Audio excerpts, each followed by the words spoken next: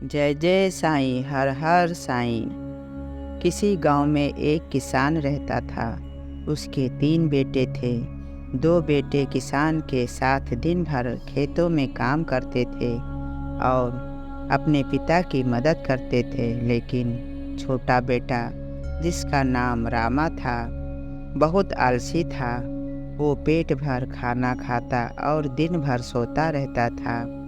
एक दिन उसे किसी ने बताया, यहाँ से कुछ दूरी पर एक संत की कुटी है और वहाँ बहुत से शिष्य रहते हैं और वहाँ पर बहुत अच्छे अच्छे भोजन बनते हैं।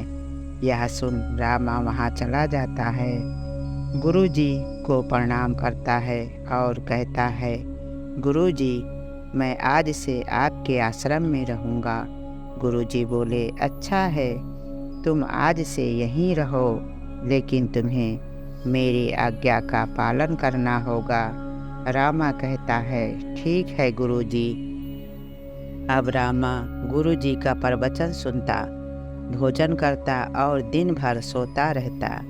ऐसे कुछ दिन बाद एक दिन आश्रम में भोजन नहीं बनता है। रामा दौड़कर गुरुजी के पास जाता है और भोजन न बनने का कारण पूछता है। गुरुजी उसे बताते हैं, आज एकादशी है और सभी का उपवास है। ये सुनकर रामा परेशान हो जाता है। गुरुजी से कहता है, गुरुजी, मैं भूखा पेट नहीं रह सकता, मुझे बहुत भूख लगती है। गुरुजी ने कहा, तुम आश्रम से कुछ राशन ले जाओ और नदी के किनारे भोजन बनाओ। जब भोजन तैयार हो जाए, ठाकुर जी को भोग लगाना, फिर खुद खाना। अब रामा खाना बनाने की सभी चीज़ नदी के किनारे ले जाता है और भोजन बनाता है। भोजन जब तैयार हो जाता है, तब रामा ठाकुर जी को भोग लगाता है।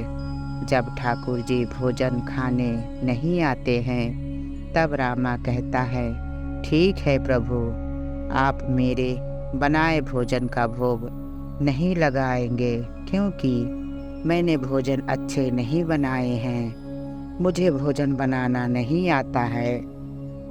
ये सुनकर भगवान को उस पर बहुत दया आ जाती है। तब भगवान श्री राम लक्ष्मण के साथ वहाँ आ जाते हैं। 2 लोगों को देखकर रामा सोचने लगता है, मैंने तो भोजन 2 लोगों का बनाया है, अब मुझे भूखे रहना होगा।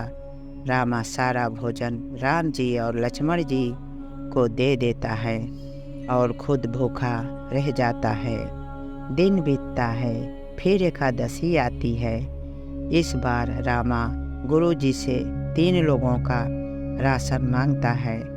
गुरुजी कुछ सोचकर फिर उसे 3 लोगों का राशन दे देते हैं। अब रामा इस बार 3 लोगों का खाना बनाता है और भोग लगाता है। आइए श्री राम, भोग लगाइए।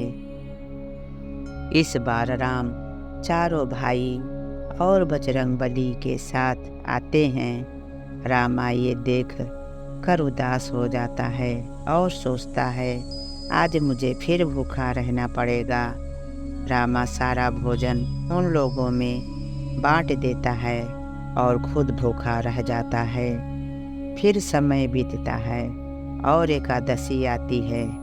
रामा गुरुजी से कहता है, गुरुजी, राम जी बहुत लोगों के साथ आते हैं, मुझे अधिक सामान चाहिए। गुरुजी सोचने लगते हैं, ये रामा कैसी बातें करता है, चलकर देखना चाहिए।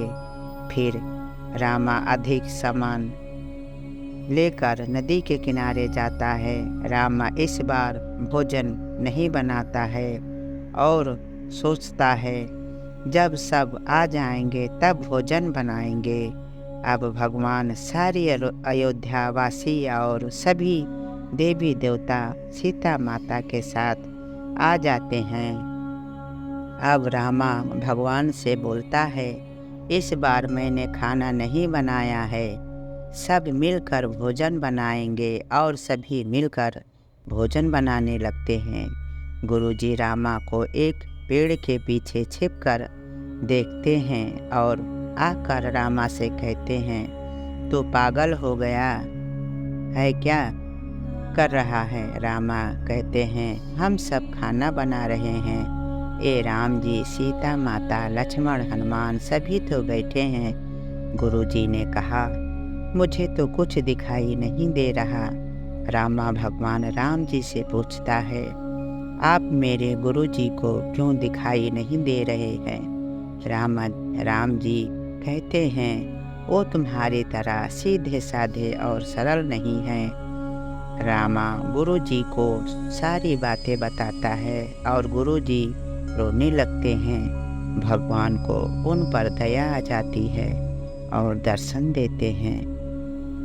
तो इस कहानी से हमें क्या शिक्षा मिलती है? भगवान उसी से प्यार करते हैं जो भोले भाले और सरल होते हैं। बोलो जय श्री राम।